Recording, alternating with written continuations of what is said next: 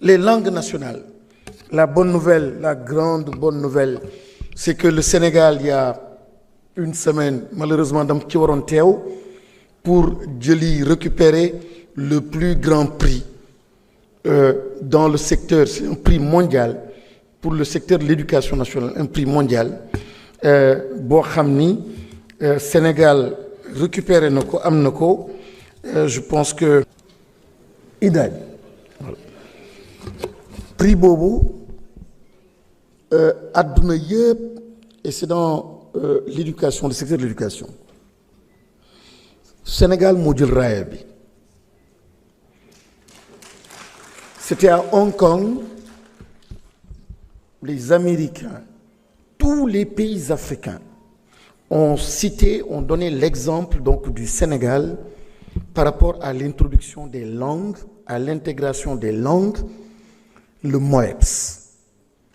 C'est puissant, c'est extrêmement important. Hier, j'étais avec la fondation Gates, on parlait justement, ils étaient venus nous voir parce que l'Afrique du Sud veut s'inspirer du Sénégal. Tous les pays africains veulent s'inspirer donc du modèle sénégalais. Justement, les langues, l'introduction et l'intégration donc de ces langues-là dans le système, dans l'apprentissage et dans nos écoles. Et ça, dafa am solo trop. Souveraineté du possible sans ces langues. Donc, la question des langues est une question de performance scolaire, mais la question des langues, c'est une question d'inclusion aussi. Mais, si vous voulez nous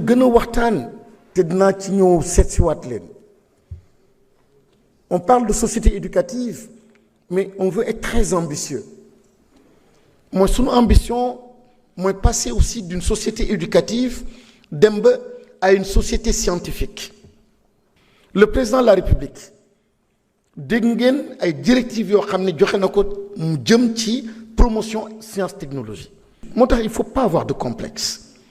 Si nous avons tout, éducation, éducation, éducation, on peut aller très vite et très loin. Ils disent qu'ils veulent démocratiser aujourd'hui l'apprentissage des sciences. Nous voulons même magni, même paille, mairie, qui connaît di jang encore sciences et mathématiques.